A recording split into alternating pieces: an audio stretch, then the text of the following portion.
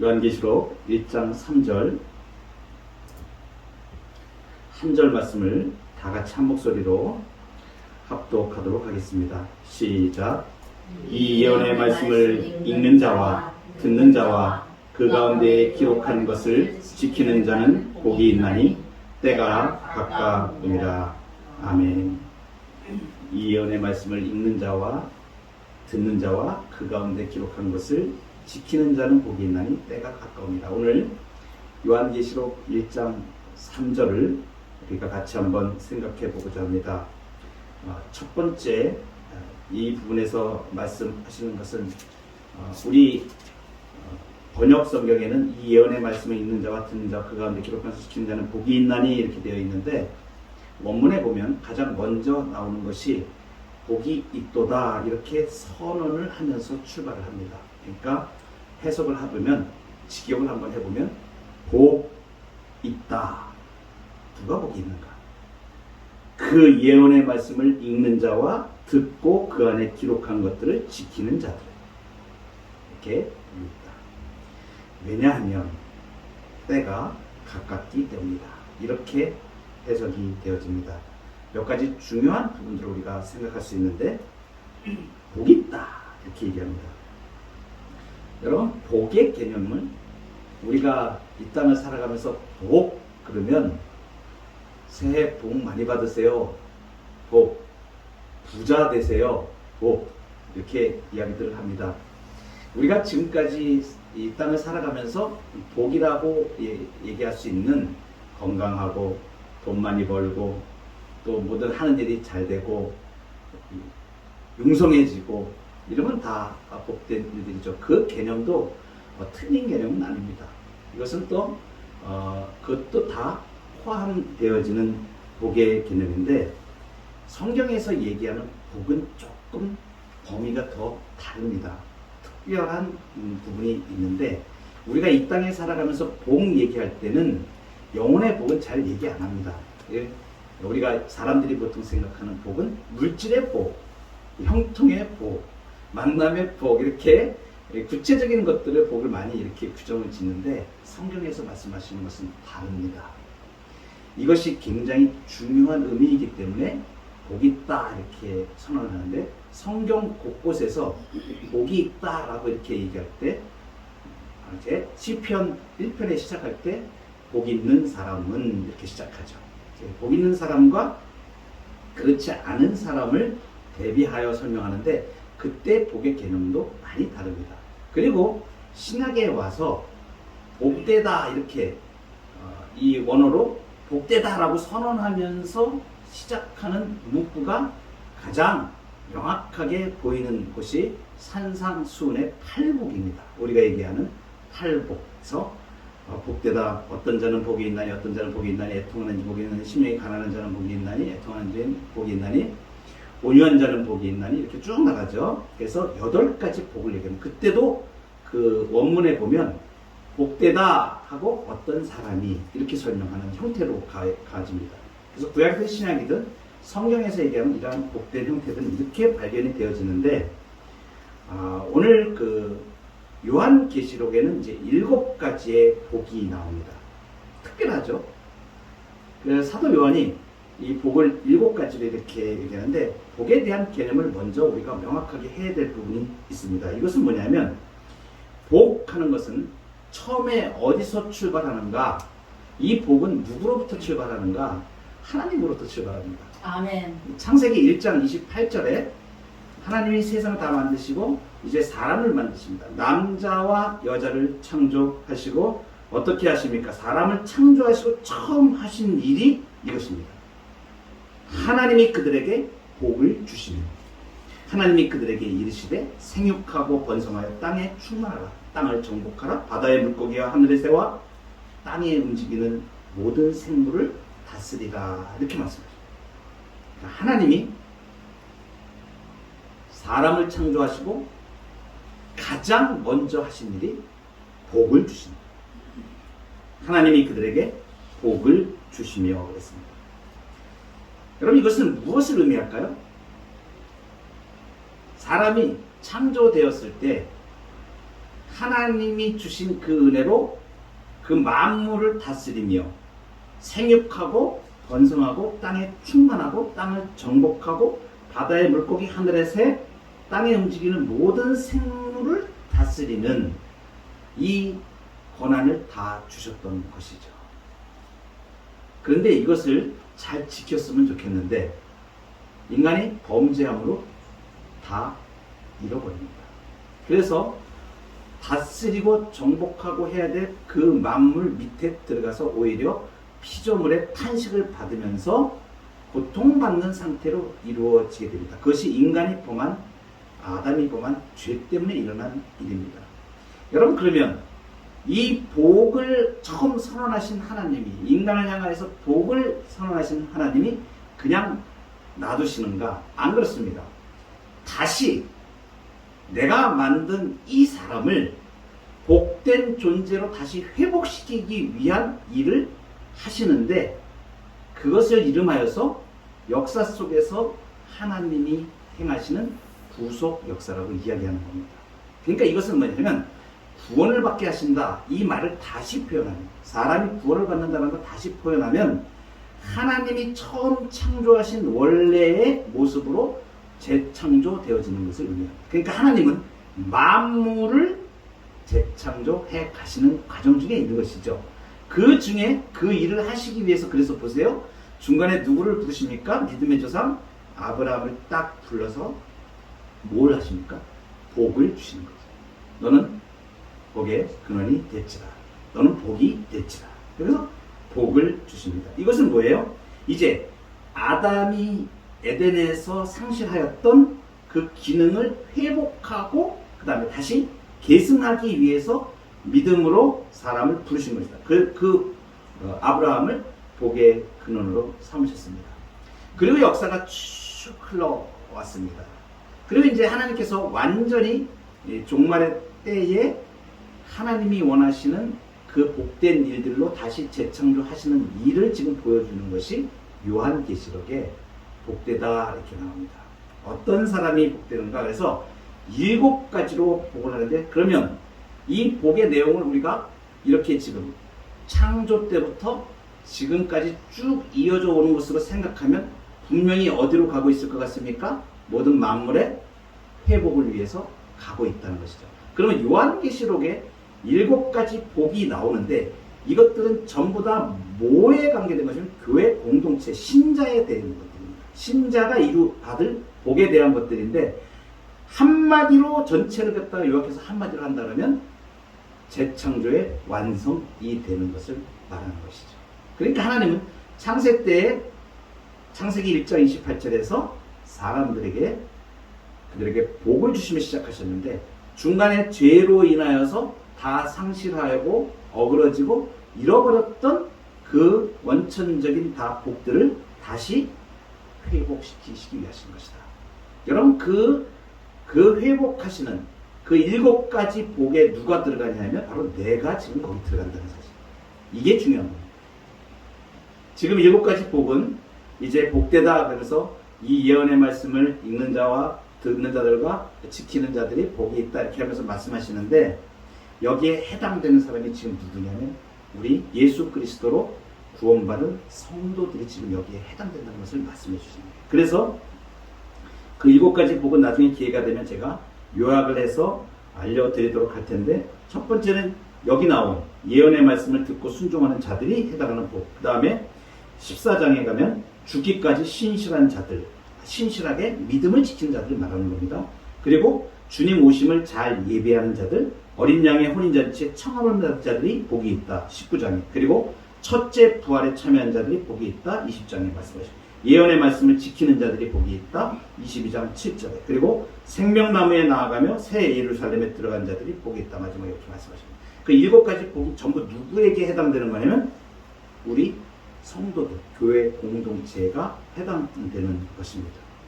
그러니까 여기에 우리가 예수 그리스도를 믿어 하나님의 재창조의 주인공으로 우리를 복되게 하셨다. 그러니까 예수님 믿고 지금 이 교회 안에 들어온 자들은 정말 놀라운 복을 소유하고 있는 것입니다. 하나님의 복을 우리가 받은 자들이에요. 이 요한계시록의 7가지의 복을 앞으로 쭉 하면서 제가 풀어서 이제 말씀드릴 건데, 이것은 이제 이 예언의 말씀을 읽는 자와 듣는 자들과 지키는 자들이 복이 있다는 부분은 이 요한계시록 1장 3절에 나오고 뒤에 가서 22장 7절에 나옵니다.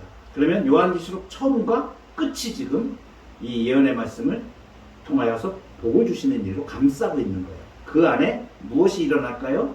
이 안에 요한계시록 이 안에서 재창조의 역사가 일어나고 우리 구원받은 성도들이 하나님 앞에서 복을 받는 것들이 이 안에 다 지금 들어있다는 것입니다. 그러니까 지금 요한계시록 우리가 열어가면 우리는 세상 사람들이 이야기하는 무슨 뭐 형통의 복, 물질의 복, 건강의 복, 장수의 복, 이런 다 포함하여서 이거하고는 비교될 수 없는 영적인 모든 복락을 우리가 누리게 됩니다. 그리고 영원한 생명을 누려가는 그 은총 가운데 거하게 되는 것을 말해줍니다. 그래서 이 복의 개념은 우리는 어떻게 이해를 해야 되냐면 하나님이 만드신 에덴의 회복,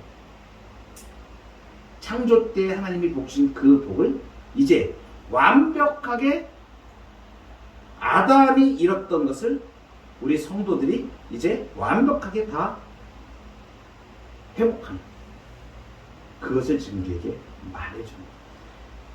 놀라운 복입니다. 놀라운 복입니다. 아담이 잃었던 그 복을, 우리 인류의 조상 아담이 잃었던 것을 하나님께서 성도로 부르신 우리를 이 복 가운데로 부르셨다는 사실입니다. 자, 이제 처음에 복되다 이렇게 시작을 했습니다. 그리고 어떤 사람들이 복된가? 이 예언의 말씀들을 읽는 자와 듣고 지키는 자들 이렇게 되어 있는데, 우리 번역에는 좀 구분이 명확하게 되어 있지 않은데 원문으로 정확하게 보면은 읽는 자는 단수로 되어 있고, 그리고 우리 해석에는 듣는 자와 그 가운데 기록한 것을 지키는 자 이렇게 따로 되어져 있는데, 원문의 형태는 이 듣는 자와 지키는 자가 한 덩어리로 되어 있습니다. 분리되어 있는 게 아니라. 그러니까 듣고 지키는 자 이렇게 되는 거예요. 그러니까 원문의 뜻으로 보면 읽는 자가 있고 듣고 지키는 자들, 이건 복수로 되어 있습니다. 명확하게 구분이 되어져 있어요. 그러면 이것이 의미하는 바가 무엇인가? 사도 요한이 지금 읽는 자 이렇게 기록할 때, 여러분이 읽는 자 되면 그러면 내가 이 성경 말씀을 지금 읽으면 내가 읽는 자가 되는구나, 이러한 의미도 이제 포함되어질 수는 있지만 정확한 의미는 어떤 의미냐면, 당시의 초대교회, 이 요한계시록이 조금 이따 이제 나오는데 이 7교회, 아시아의 소아시아의 7교회로 이 요한계시록을 보내거든요. 수신자가, 이게 서신인데 이 요한계시록을 받는 사람들이 소아시아에 있는 7교회에 지금 보내는 거예요. 그러니까 7교회에 보낼 때 그 당시 초대교회에는 어떠한 모습이 있었냐면, 그 당시에는 성경이 없었습니다. 지금처럼 우리처럼 이렇게 성경이 글자로 돼가지고 누구나 볼 수 있는 이런 시대가 아니었어요. 그러니까 어떻게 돼요? 사도 요한이 이렇게 지금 파피루스에 기록을 하고, 이렇게 기록을 해서 서신을 아주 종이도 구하기가 어려운 그런 시대에 그것을 보내면 이 초대교회가 그것을 받아서 아주 정성껏 또 필사를 하든가 또 이 상태를 그대로 잘 보존하려고 애를 써가지고 이것을 회람을 합니다. 교회들이. 그래서 버가모 교회에서 두아디라 교회로 이렇게 그 소아시아 교회가 지역이 이렇게 있는데 순회하면서 이 사도가 기록한 말씀을 돌아가면서 이렇게 읽는 거예요. 예배 때. 예배 때 읽는 겁니다. 그러니까 예배 때 읽는데 그 당시에 이 헬라말을 아는 사람들이 지식인층 외에는 거의 없었습니다. 일반 백성들은 이게 언어를, 그렇게 글자를 다 알지 못하는 상황이에요. 그러니까 이렇게 이 사도 요한이 기록한 걸 읽을 수 있는 사람이 극히 제한적이라는 얘기죠. 그러니까 이 초대교회 공적인 이렇게 예배로 성도들이 모여서 초대교회에는 예배에서 모일 때에 어디 성경책도 없고 하나님의 말씀도 없습니다. 사도들이 전해준 거 외에는 없습니다. 그러니까 그거 받아서 읽는 겁니다. 바울 서신도 그렇거든요. 바울이 기록하여서 바울 서신을 보낸 것들도 아시아 교회들에 보냈을 때 그 교회들이 회람하면서 읽습니다. 그러니까 누가 읽어요? 한 사람이 읽어요. 한 사람이 이걸 잘 받아서 잘 읽는 사람이 예배의 대표로 이걸 읽는 겁니다. 그래서 읽는 자 하는 부분이 바로 이것을 의미하는 거예요. 그러니까 여기 지금 원래적인 의미는 공적인 예배에서 초대교회에서 성경을 봉독하는 자를 얘기하는 거예요. 읽는 자. 근데 이제 오늘 이 의미가 우리에게 이제 어떻게 되어지는 겁니까? 오늘의 우리 성도들은 이것을 그와 같은 심정으로 하나님의 말씀을 받아서 그 낭독하였던 그 사람과 같은 그러한 심정으로 예배 가운데로 우리가 이 말씀을 읽는 자가 되어진다는 것이죠. 그래서 오늘 그 의미가 읽는 자라는 이거 생각할 때 우리가 이 말씀을 대할 때 다르게 되죠. 왜냐하면 받기도 힘들고 알기도 힘들었던 이 말씀, 누구도 주지 않는 그 말씀을 하나님께서 계시하여 주셔서 예수 그리스도의 증거로 주시고 요한에게 주셔서 읽혀지게 하나님의 계시의 말씀을 주신 거 아닙니까? 그죠? 그러니까 이것을 지금 우리가 읽을 때 정말 소중하게 이렇게 번역이 되어져서 오늘 우리가 성경으로 이렇게 볼 수 있다는 것은 정말 너무나 복된 일입니다. 북한에 있는 성도들은 지금 이것을 제대로 볼 수가 없습니다. 이거 발견되면 사형입니다. 그러니까 지하에 숨어서 몰래 쪽복음으로 기록해놓고 어디다 다른 데다 써놓고 숨겨놓고, 왜냐면 성경책이 발각되어지면 안 되니까 다 빼앗기고 막 이러니까 구할 수도 없습니다. 그러니까 그렇게 어렵게 지금 이 말씀을 이렇게 가지고 있는 사람들이 있는 것이죠. 그러니까 우리가 얼마나 지금 이 성경을 마음껏 볼 수 있고 요새는 앱으로 돼 있어가지고 스마트폰으로도 볼 수 있고 정말 행복한 시대에 우리는 살고 있습니다. 고대 우리 중세 역사를 보더라도 이것이 이제 여러 말로 번역이 되어지고 뭐 이렇게 한 것도 불과 천 몇백 년 가야 가능해집니다. 그러니까 종교개혁이 일어나고 종이 그 다음에 인쇄술이 발달하면서 그때서야 비로소 이 성경이 여러 나라 말로 번역이 되고 이랬지, 그 전까지는 성경을 아무도 쉽게 볼 수가 없었던 그런 시대도 있었습니다. 지금 우리에게 이 주어진 이 말씀이 하나님의 계시의 말씀이 누구에게나 우리에게 이렇게 주어졌다는 것은 정말 엄청난 축복 중에 축복인 것이죠. 그리고 이제 듣는 것과 지키는 것은 이제 분리되지 않는 하나의 행위로 간주가 됐는데, 듣는 것이라는 의미는 우리가 히어링, 귀로 음성을 이렇게 듣는다 이렇게 생각하시잖아요. 근데 그게 아닙니다. 이 듣는다는 개념은. 이 듣는다라고 하는 이 성경에 나오는 듣는다 하는 것은 무엇을 의미하냐면 그것을 지켜 행하는 것을 동시에 표현하고 있어요. 그래서 사무엘상에 보면 그 사울이 하나님의 말씀대로 지켜서 기다리지 않고 자기 임의대로 제사를 드려가지고 사무엘 선지자에게 책망받는 말이 나올 때 어떤 말이 나오냐면 사무엘상 15장 22절인데 순종이 제사보다 낫고 듣는 것이 순양의 기름보다 낫다, 이런 표현을 하죠. 이 듣는 것이 무엇을 얘기하냐면 순종하는 것을 말하는 것이에요. 그러니까 구약에서 말씀을 듣는다는 의미는 곧 히어링, 그냥 귀로 듣는다 이 말이 아니고 이것을 순종한다는 의미를 가지고 있는 의미, 이렇게 듣는다는 의미를 사용하는 것입니다. 그냥 귀로 듣는다 이 말이 아니고 순종한다는 의미를 가지고 있는 것이에요. 그러니까 듣고 지킨다 한마디로 다 합치면 순종한다는 의미. 자, 그러면 이렇게 되는 거죠. 초대교회에 읽는 자가 있었습니다. 한 사람이 이 요한계시록을 지금 막 읽습니다. 예배 때. 그러면은 이렇게 앉아 계신 많은 성도님들이 이 말씀을 다 듣죠. 듣고 어떻게 합니까? 순종한다는 얘기예요. 그 말씀대로 행한다는 것입니다. 순종한다. 여러분, 그러면 순종을 무엇 때문에 이렇게 순종에 대한 지켜 행한다는 말이 이렇게 중요한가? 중요합니다. 어떻게 중요하게 되냐면 그 당시 상황, 구체적으로 그럼 무엇에 순종한다는 것인가 하는 문제가 있는 거예요. 우리하고는 정황이 지금 많이 다릅니다. 이 사람들이 처한 상황이 있는 거예요. 당시에 초대교회에 사도 요한이 지금 전해준 이 말씀을 듣고 지킨다, 순종한다라는 의미가 이것입니다. 뭐냐면 이 요한계시록이 지금 전해진 이 당시, 이때는 세계를 지금 누가 지배하고 있냐면 로마 제국이 지배하고 있는 때입니다. 사도 요한이 나이가 좀 오래되어서 아마도 90세 정도라고 추정을 하죠. 신학자들이 보통. 반모섬이라는 섬에 유배가 됐습니다. 유배가 되어지고 거기에서 지금 이 요한계시록을 계시를 받게 되거든요. 그리고 이제 그 당시에 그 반모섬에 유배된 것도 로마 치하에서 있는 일 때문에 박해를 받아서 지금 감옥에 갇히게 되었던 거죠. 여러분, 그 당시에 로마 제국은 어떠한 것을 내세웠냐면 로마 황제를 숭배해야 됩니다. 그러니까 황제 숭배를 통치 이념으로 내걸고 전 세계를 통치하고 있는 거예요. 황제를 숭배하지 않으면 안 되는 시대입니다. 그러니까 황제 숭배를 거부하게 되는 것은 그 로마 제국에 대한 권위에 대한 도전이기 때문에 반역죄가 되어버리는 겁니다. 그러니까 이것이 왜 지금 이렇게 중요하냐면 예수님을 믿는 그리스도인들은 황제 숭배를 안 합니다. 왜요? 예수님을 섬기기 때문에. 황제 숭배는 그 신상에 절을 하고 우상 숭배를 하는 것입니다.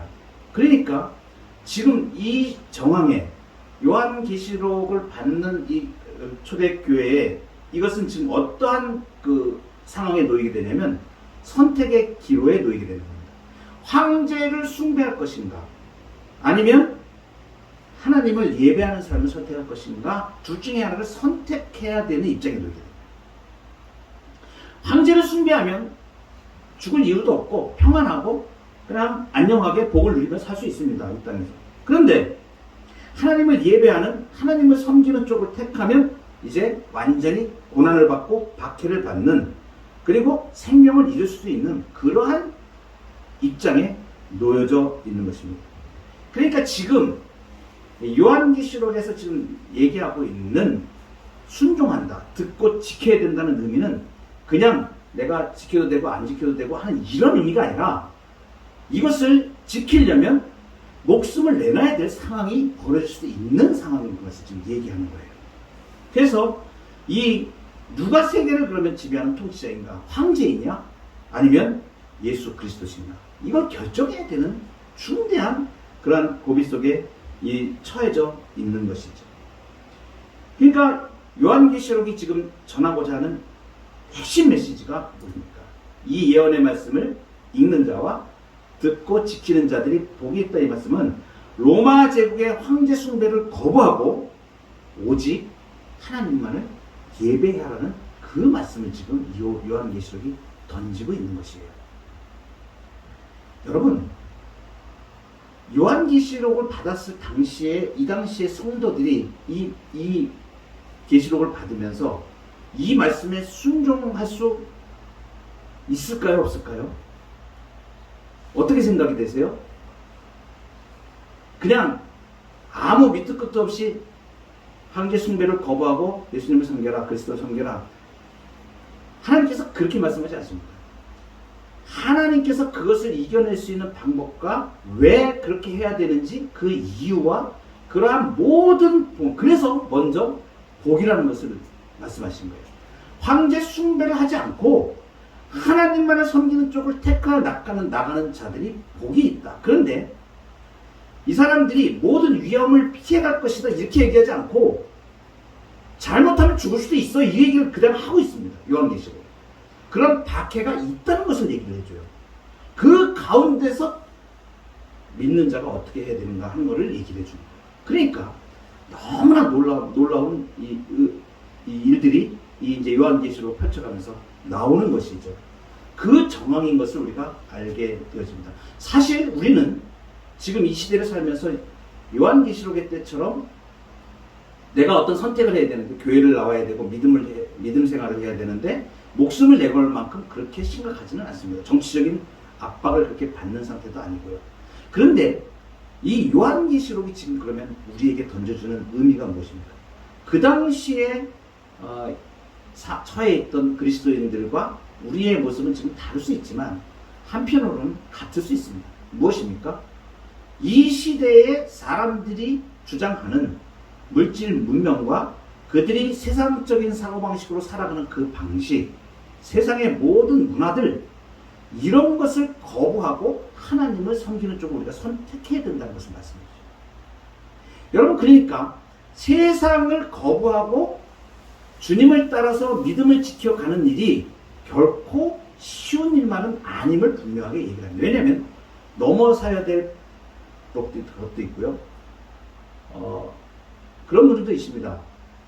가까이는 예수 믿기 위해서 교회 나오는데 가정에서 심한 반대에 부딪힐 수도 있습니다.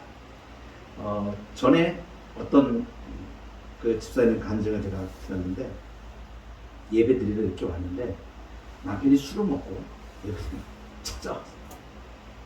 그래가지고 예배를 드리는데 남편이 술 먹은 남편이 두리번거리면서 자기 아내를 찾으러 찾고 오다가 앞에 목사님이 설교하고 있어요. 강단에 뛰어들어와서 목사님은 멱살을 잡고 내 안에 내놓으라고 난리쳤던 그러한 얘기를 제가 들고 있습니다. 나중에 그분이 예수님을 믿었습니다.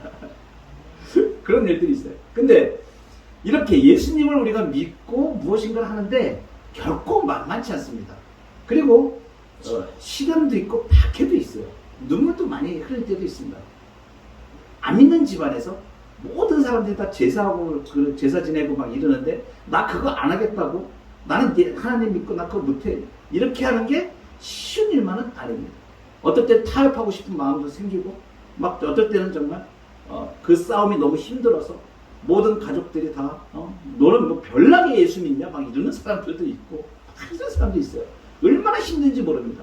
믿음을 지키기가 우리가 만만치가 않은 말이죠. 그리고 가정에서도 또 그런 일도 당할 수 있지만 또 사회적으로 실제로 우리는 그 일을 당하지 않지만 이슬람권에 있는, 지금 믿는다고 하는 사람들은, 이슬람권에 있는 사람들은 예수 믿으려면 그 가족으로부터 아주 죽임을 당할 것까지 각오를 하고 지금 믿어야 되는 그런 박해의 시대에 똑같이 놓여져 있습니다.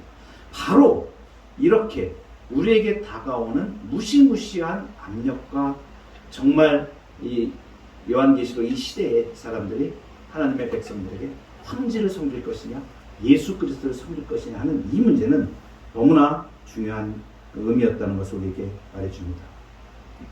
여러분, 그리고 우리가 한 대 더 생각해야 될 부분이 있습니다. 그것은 뭐냐면 예언의 말씀들 하는 뜻입니다. 예언이라고 나오죠, 오늘 여기에.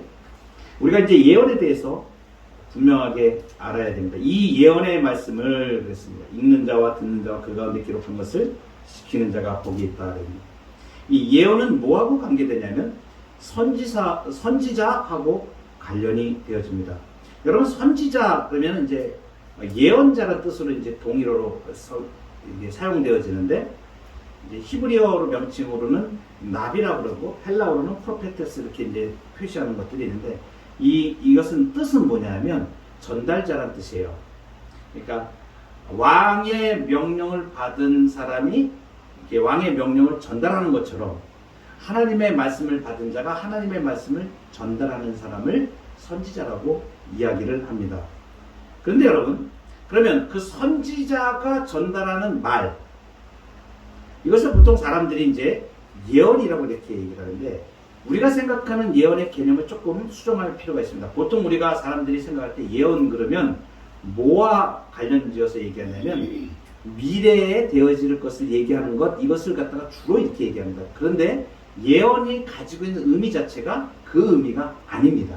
그래서 예언이라고 얘기하는 이 어떤 사람들이 주장하는 것처럼 미래에 일어날 어떤 사건을 미리 예견하는 것, 이런 의미가 아니라는 것을 지금 제가 말씀을 드리는 것이에요. 이것이 이제 증명되어지는 것이 무엇 때문에 그러냐면, 구약의 선지자들이 예언하는 것의 내용을 우리가 보면 알 수 있어요. 어떻게 구분할 수 있냐면, 선지자들이 지금 예언한 내용 중에 많은 부분들이 어떠한 내용이냐면, 만물의 창조자 되신 하나님, 그리고 이스라엘을 애굽에서 구속해낸 구속주이신 하나님, 이런 하나님의 역사에 대한 말씀을 선지자들이 다 선포합니다. 그러면 시점으로 볼 때 이 내용은 과거, 현재, 미래 중에 어디에 해당하겠습니까? 과거에 해당합니다. 그러니까 많은 선지자들이 예언한 많은 내용들이 전부 시점이 뭐라는 얘기예요? 과거라는 얘기예요. 그리고 미래에 대한 얘기가 없는 건 아닙니다.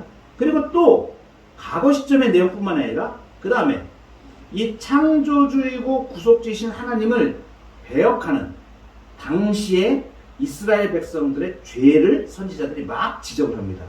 이것은 시점으로 보면 어떤 시점을 얘기하냐면 현재 시점을 얘기해요.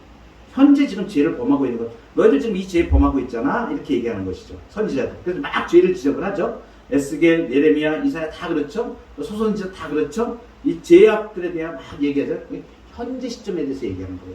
그러니까 예언은 과거에 대한 내용을 얘기하는 것도 있고, 그리고 현재에 대한 내용을 얘기하는 것도 있고, 그리고 미래에 대한 내용도 있습니다. 그것은 뭐냐면 이제 죄를 지적하고 회개하지 않으면 어떻게 된다? 심판받는다. 그리고 돌이키면 하나님께서 회복시키신다. 이런 내용을 말씀 전하는 거 있죠. 이것은 뭐 해야 되는 거야? 미래 시점을 얘기하는 거죠. 그러니까 예언자들이 얘기하는 것에는 과거 시점, 현재 시점, 미래 시점이 다 통합적으로 있는데, 그러면 어느 부분을 중점적으로 지금 얘기하느냐? 구체적으로 만약에 시점을 어느 하나만 선택을 하라고 하면 오히려 미래보다는 현재에 훨씬 더 많습니다. 지금에 있는 현상들을 막 얘기하는 거예요.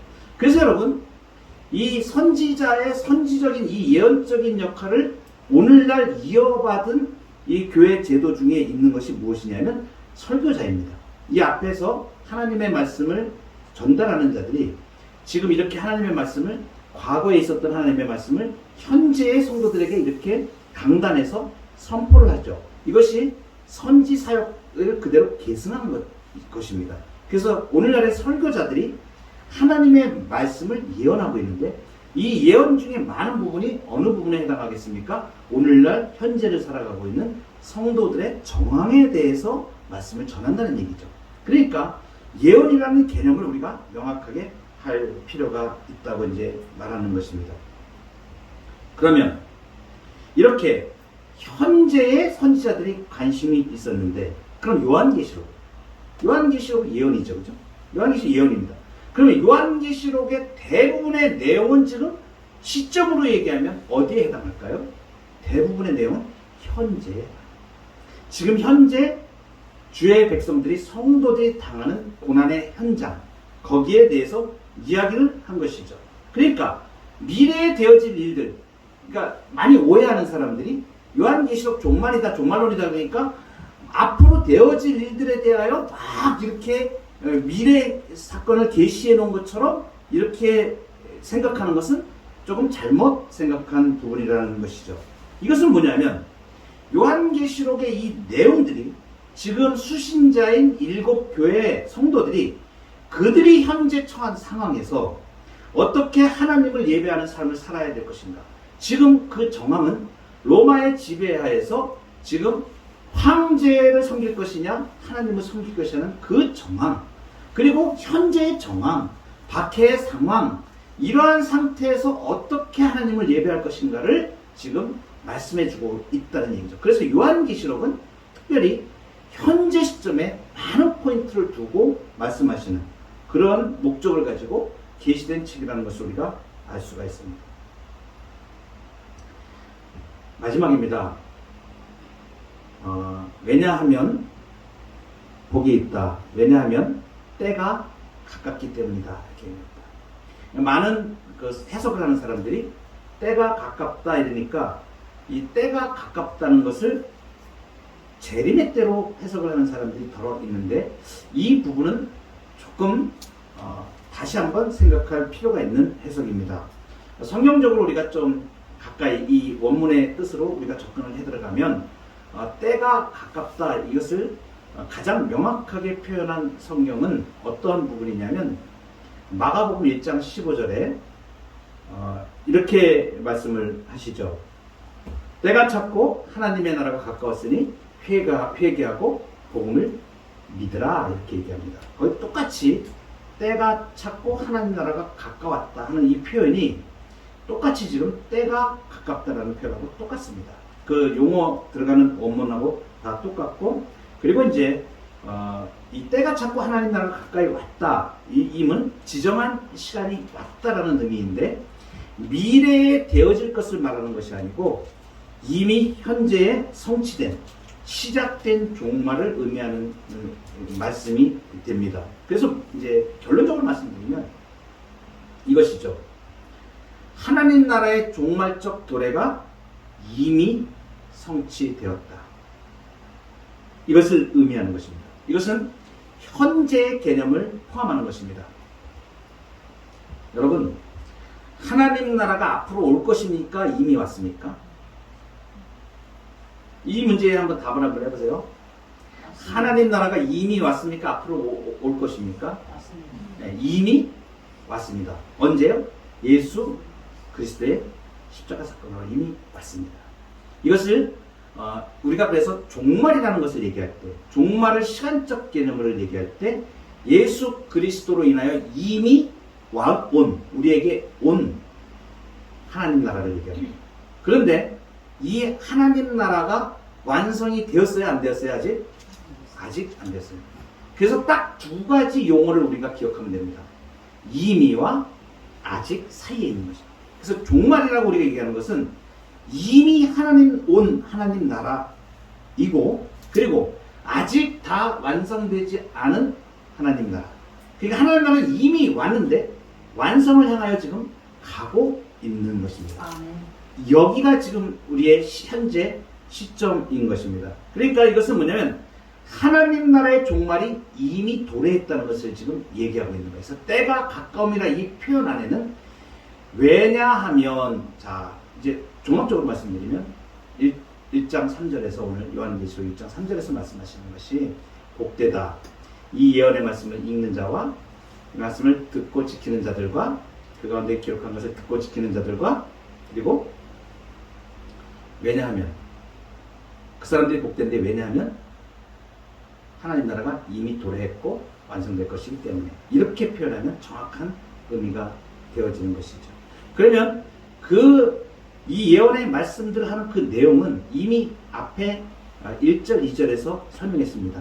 무엇입니까? 하나님의 말씀과 예수 그리스도의 증거라고 표현했습니다.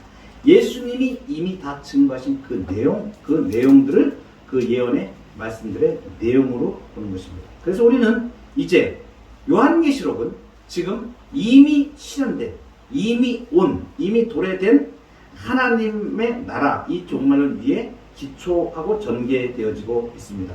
이것을 명확하게 보여주는 사건이 요한계시록에 나오는데, 이제 5장에 들어가면 이제 인을 떼는 일이 나옵니다.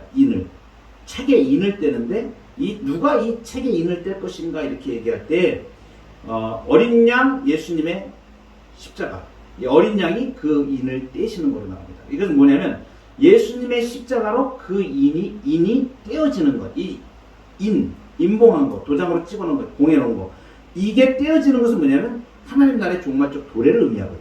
그러니까 예수 그리스도의 십자가로 하나님 나라의 종말적 도래가 하나님 나라가 이미 왔다라는 것입니다.